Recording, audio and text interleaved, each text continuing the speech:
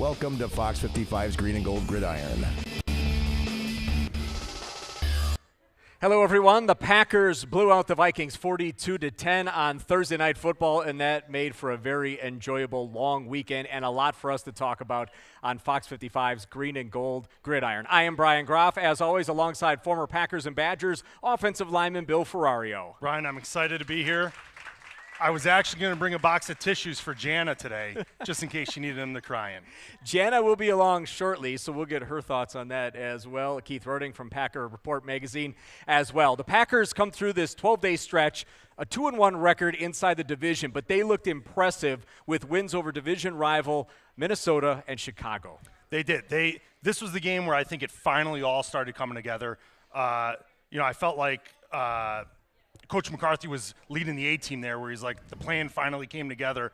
But it was just nice seeing all facets of the game working well all at once. I know you like seeing the run game really get going. Eddie Lacy ran with a purpose on that Thursday night. He did. That O-line was blocking well Thursday night, and I think Eddie, whether it was knocking the rust off early on or just hearing what the media was saying, I think he went out there planning to run hard and run north and south, and that's what he did on Thursday. It was tough to be a safety trying to bring that guy down. It was. I wouldn't want to be a safety in this NFL nowadays with a running back like Eddie Lacy. The Vikings, Teddy Bridgewater was injured. They get Christian Ponder out there, and the Packers defense got after him. 6 sacks, 16 quarterback hits. They did. The Packers were bringing the whole house all night long, and I think they just had Ponder and that offensive line flustered on where it was coming, when it was coming, and it was pretty much coming every play. And Julius Peppers had a really nice interception return for a touchdown. We'll talk about him much more in this show, but that defensive effort and all-around team victory. For more on that, we send it over to Jana Wimmer.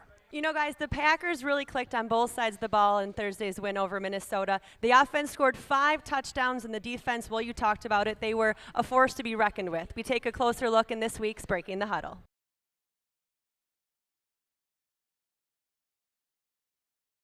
You guys talked a little bit about Julius Peppers and his pick 6, and he actually got to do his first Lambeau leap on Thursday. I know some of the guys razzed him a little bit about it in the locker room. I think he needs to work on it, but I know we're going to talk more about him later. We'd love to see him get that to perfection and just keep doing it over and over. Aaron Rodgers throws his 200th touchdown pass. He didn't get to keep the football because Devontae Adams caught it, so he thought, let the rookie keep the ball. I thought that was nice of him. It was a huge accomplishment, but it was nice to give it to the rookie. Does it in his 99th game. Only Dan Marino got to that mark quicker in NFL history. We are going to take a break. When we come back, we have Keith Roding from Packer Report Magazine and our special guest, a 5th-round pick of the Green Bay Packers in the 1992 draft. Much more to come here on Fox 55's Green and Gold Gridiron.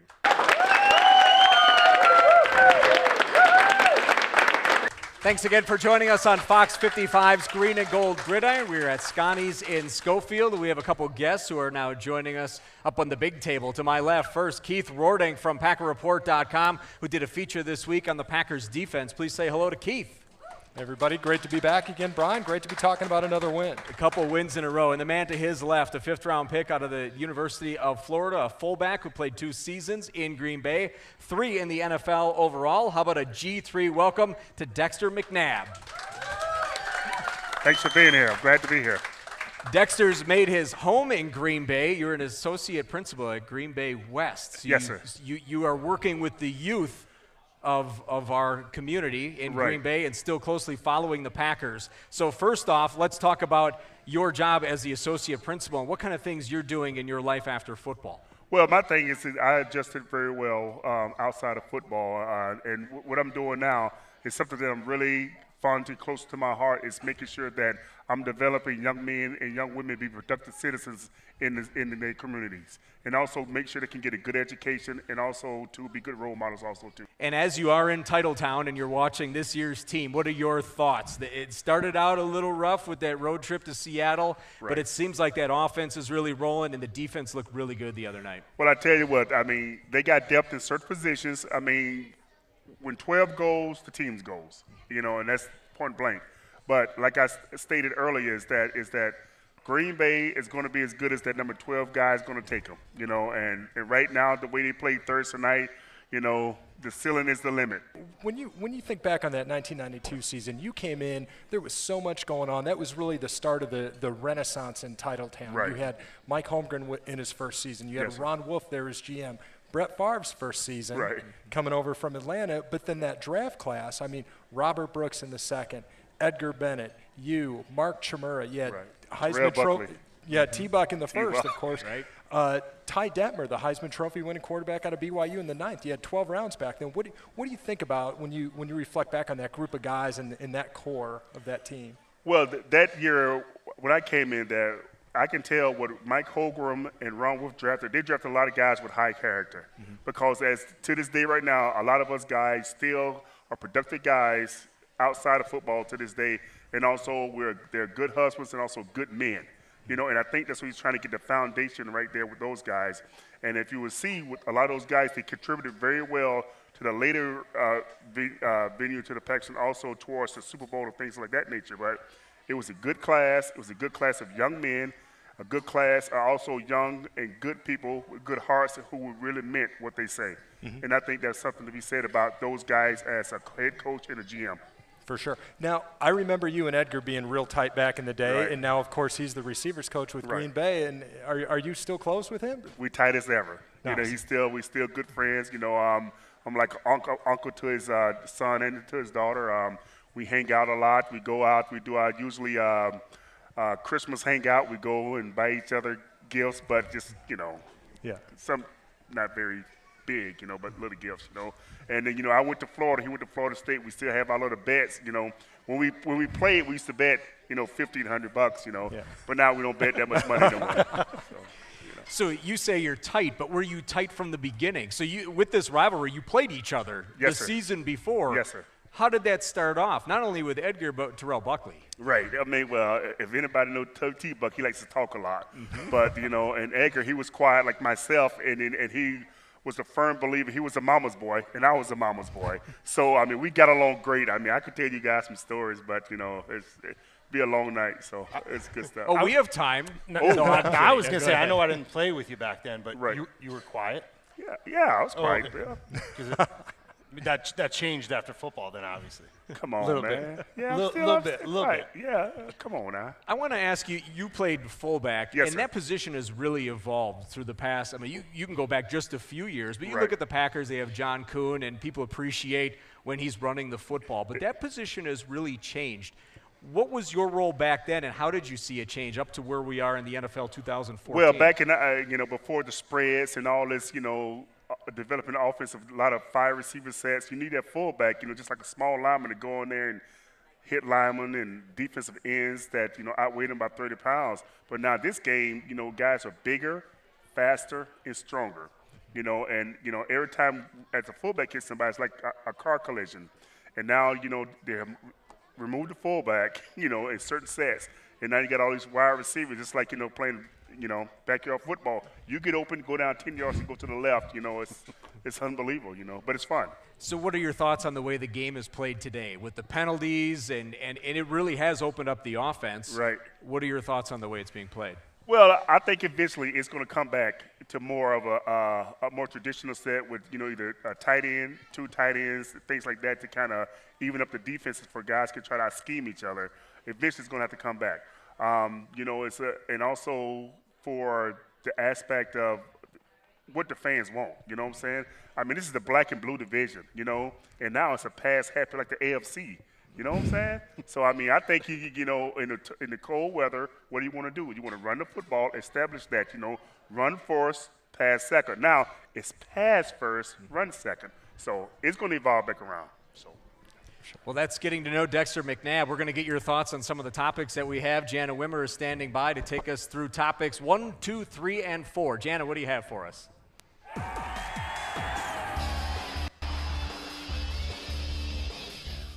Guys, Julius Peppers became the first player in NFL history to get 100 sacks and 10 interceptions. How do you rate his play through the first 5 games? Bill, we'll let you start. I think Julius is just he's a special athlete. I mean, it was a great play that he had this past Thursday night. I had the opportunity to play with him a little bit when I was in Carolina, and that was early in his career. And he was special back then, and you could still see he's working hard at his craft, at his profession, and he's making that last throughout his career here. And it's shown. It shows that it was a good addition for the Packers here. And Dexter, with him playing at linebacker, he doesn't have to put his hand in the dirt. Right. How is that helping him at this point in his career? Well, I think that what people always want to see, they want to see the big-time player come in and contribute like right away. If you was to look at the first couple of games and took a look now, he's starting to get adjusted a little bit, and now he's starting to let his really less thinking and more playing. And once you get guys who's thinking more downhill and not trying to think so much, you can really see the athletic ability. And that's what's going on right now with Julius Peppers. Mm-hmm. You know, he's been bringing pressure the whole time. He had the strip sack at Detroit. So, I mean, it's great to see him finally make this big play and get in the end zone. But I think aside from what he's doing on the field, he's such a great influence for those younger defenders and younger linebackers. I talked to Nick Perry after the game, and he couldn't go on enough about just what a positive impact Peppers is, just watching him on the field, watching him at practice, getting little tips in the film room, and just, you know, the things you learn from a veteran of that caliber about how to carry yourself and how to become a top-tier athlete and player. Let's turn down to topic 2. Looking ahead, we have the Dolphins and head coach Joe Philbin. He used to be the Packers offensive coordinator, and he's pretty highly thought of in Green Bay, where he spent 9 years. What kind of challenges will Miami present? Keith, we'll let you start with this one. You know, it's really going to come down to the Packers' 6th-rated pass defense, I think, against a 22nd ranked Dolphins passing offense. I mean, Ryan Tannehill hasn't really developed like they hoped. I think you bring up Ryan Tannehill, he's still a guy that's known more for an attractive girlfriend than anything he's done on the field. So, you know, and then conversely, you've got a really good ground game of the Dolphins. You've got Lamar Miller averaging 5.7 yards. Do you like that, Dax? Hey, that's pretty good. Keeping it together. You got Noshawn Moreno. He might be back from that dislocated elbow, and the Packers, of course, you know, really struggling to stop a run, 30th overall in the league. So, I mean, it's once again, it's a study of contrast getting that done.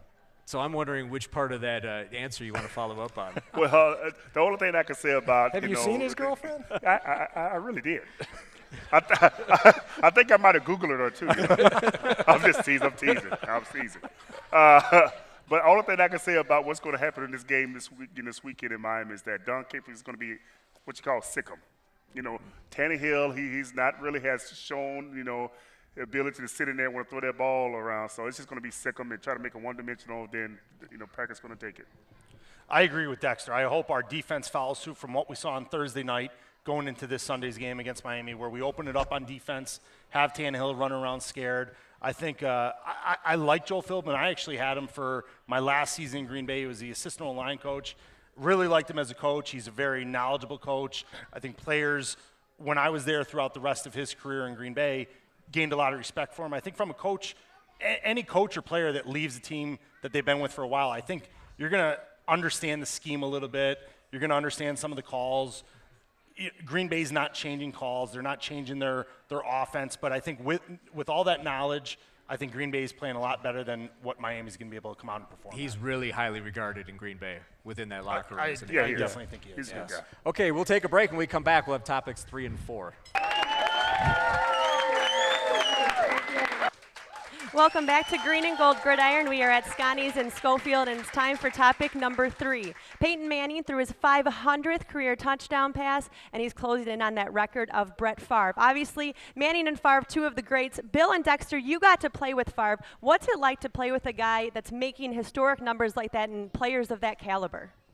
I tell you what, Brett Favre, you know, a lot of people I know they got upset when he went over to Minnesota, you know, but I tell you what, Brett Favre is, you know, one of the top things, if not one of the top leaders to me as one of the greatest all Green Bay Packers.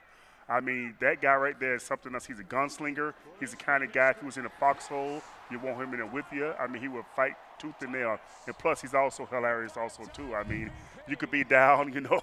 He just say a lot of off-color type stuff, but, I mean, he's a great guy, you know. Great guy. We'll have to get him on the show at some point. Oh, my God. We'll have to check that later on this season. There you go. From my standpoint, I looked at it like, for me, just staring at him in the huddle, listening to him call the play, but also I remember my first 2 games I ever played, just the way he kept it light. He knew I was nervous coming in. You know, he started talking about somebody on the Jumbotron. My wife was actually on the Jumbotron one time, and he pointed out my wife on there to keep me cool. But it was just that whole persona around him. Like Dexter said, he kept it light. He was a hard worker. He was a leader. Everybody looked up to him, and it's exciting to see a Peyton catching up to a record like that. Any way you cut it, Favre remains one of the all-time great quarterbacks to ever play the game. Probably one of the most exciting players to ever play. And I mean, I think by far the toughest. That 297 consecutive game streak will never be broken, especially with the way the NFL rules are today with concussions. And you look at all the stuff he played through. I mean, just doesn't come any tougher than that. So absolute great, good for Peyton, but he won't take the place of far from me. And one of the games for me that will always stand out was when his father died, and he went out on that Monday night against Oakland, and he quieted that crowd. They actually gave him a standing ovation when he came out, and for that Raiders crowd to do that was amazing. But that was simply Get chills thinking about that game. Phenomenal performance. And Keith, the way you said, the way he played, one of the things I was always amazed with, where nowadays I think if a quarterback ever tried to take out a defensive lineman, I think the head coach would probably fine him. Where Favre just he ate that up. He loved doing it. You'd see him doing it week after week. Him and Warren's staff, it's a different NFL. Quarterbacks are an asset and a commodity. They're an investment that's protected for the long haul. That wasn't Favre. He didn't want to miss a game. Whatever it took, he was going to play. And, I mean, you got to respect that. You got to respect it, exactly. Let's turn our attention to topic number 4, Jana. And that means it's time for our fan topic, and we have Mike who's here to help us out with that. Hi, I got a question that's kind of directed toward Bill, if anything. What is the difference between zone blocking and assignment blocking, and which one do you prefer better? All right, I like zone blocking a little bit better. That's what I started off blocking at Wisconsin. But basically the differences are with zone blocking, you're blocking a zone. You're not blocking a man. You're blocking an area. Whoever comes into that area is who you're responsible to block. When you're blocking more of a counter or a power where it's man-specific, it's drawn up a specific way. You're trying to cut the defense in half, and then you have a lead blocker coming up the hole. So I think easier way to block is zone. I think it's easier for the running back because you have a lead hole, you have a cutback, you have different areas you can look where when it's a counter or power, you have to hit that hole. I prefer whichever Eddie Lacy gets more yards on. And if we had a full hour, we would move the table back and we would do a clinic. Right? Absolutely. Bill would be out here. Why do I feel like I would be the one getting blocked? You would probably at some point because Dexter would have a football. Exactly. That does it for our 4 Titletown topics. Our thanks to our audience member. We will take a break. When we come back, we have Bill's breakdown and our pick'ems.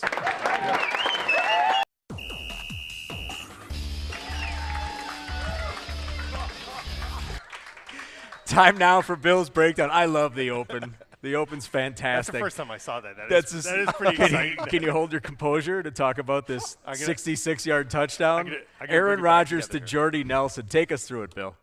All right. What I first see is exciting about this is the offensive lineman selling the play fake here. You get the defensive lineman biting on it. You get the linebackers biting, and then Jordy Nelson, he does what he does. This is almost like, you can see the yellow line there. It's almost like that Sandlot move. Go to the top of the G, bend it back out. I'm going to throw it deep. Just run deep and catch the ball. It's a dig route. I know you play offensive line, but it's a dig route. See, we don't care about the route. As long as the defender doesn't get to the quarterback, that's all I'm concerned about. All right, I don't care if they go in, I they saw go holding out. on that play. As long as nobody touches the quarterback, catch the ball, and I'll get down to the end zone 30, 40 seconds later, and we'll high five. Okay, I just want to get you to the second level of it, I appreciate it. Okay. I appreciate you, Dexter. And that ball went 55 yards in the air, and it was his only catch, so he made it worth it, definitely. Okay. Yeah, man, that's not bad. You got Jordan Nelson leading the league in receptions. You got Randall Cobb leading the league in receiving touchdowns. So pretty nice combo. So speaking of leading the league in pick'ems is Jana. Yeah. So she joins us now. I think I have a 2-game lead on everyone except for the guests. They're 6-6. I'm 7-5. So you can maybe make up some ground here. So we're going to start out, and we have the Lions at the Vikings, and I think Teddy's back this week, so I'm going Vikings. I'm going to go with the Vikings at home. They're tough Ooh. there. I'll go Vikings. I'll go Vikings with Bridgewater. Bridgewater. Looks like I'm going to be up 1 on Jana this week. I'm going Detroit. Phil. You give me a hard time, and there's lots of Vikings up here. Next, we have Bears at Falcons. I'm going Falcons on this one. I disagree. I'm going to go with the Bears. You need to make up some ground. I do need to make up ground. I have to do it somehow. I need to make up even more ground, so Bears. Dirty Bird. Going Bears. Okay. We have the Come on, birds out there. 3:25 game on Fox. So this game's on Fox on Sunday, and it's Cowboys at Seahawks. I'm going Seahawks. I think they can get it done at home. I believe that they will as well. The Cowboys have played really well this year. They have a really good run game, really good offensive line, but I'm going to go with the Seahawks. I have to zig when people are zagging here to make up some ground. This is a vote for DeMarco Murray, so I'm going Cowboys. Okay. What I picked? Seahawks. Seahawks, Badgers, Russell Wilson. I thought you'd appreciate my running back I explanation. did appreciate, but And we don't leave the get best for emotional with last, that. of course. We have Packers at Dolphins. I think Packers are going to keep it going. Packers are rolling. They will keep it Absolutely. up. Not even close. No brainer. We do have some time here, so I want to get real quickly your thoughts on the Packers at this point in the season and going down. We'll start with Bill, and we'll go right down the row. I'm excited where they're at. I'm excited where they're going. I think the challenge now is not to settle, not to become complacent with a big win that we had Thursday night, especially going into a Miami, knowing the struggles Miami has. I think it's always an opportunity where you don't want to rest on your laurels. You don't want to rest on your success. You want to always keep improving. And throughout the course of an NFL season, it's a long season. You want to just keep getting better and better and better. You want to peak at the right time. You want to peak going into the playoffs. So now it's time to maintain and improve. My thoughts on the Packers right now, the NFL, and it's a game of execution. Right now, the Packers are shooting on all cylinders on offense, and their defense is starting to come around. Julius Peppers is starting to understand the scheme. He's starting to play like the Julius Peppers of old. You got Clay Matthews on the other side. You got a defensive lineman again. And once they get those inside linebackers really playing downhill, there's going to be really something special in that defense start clicking with that offense. So right now, the Packers, they're clicking on all cylinders, and they're yet to see even better things coming from them right now. I agree with Dex. They need to run the ball consistently like they started to do last week. They also need to stop the run on the other side of the ball. So, that's going to be a challenge this week. And again, with those inside linebackers, they need to keep stepping up that play. Exactly. I like what Jamari Lattimore is bringing to the table, so they need to keep that going. All right, we'll see if they can do that at Miami. That's going to do it for this edition of Green and Gold Gridiron. Our thanks to Dexter McNabb. Thanks for joining us. Hey, thanks for having me, guys. For Bill Ferrario, Keith Rording, Jana Wimmer, I'm Brian Groff. Next week, our special guest will be LaTroy Guion, who had a fantastic game against his former team, the Minnesota Vikings. He's the nose tackle for the Green Bay Packers. Thanks for watching, everyone. We'll see you next time. That's a big one.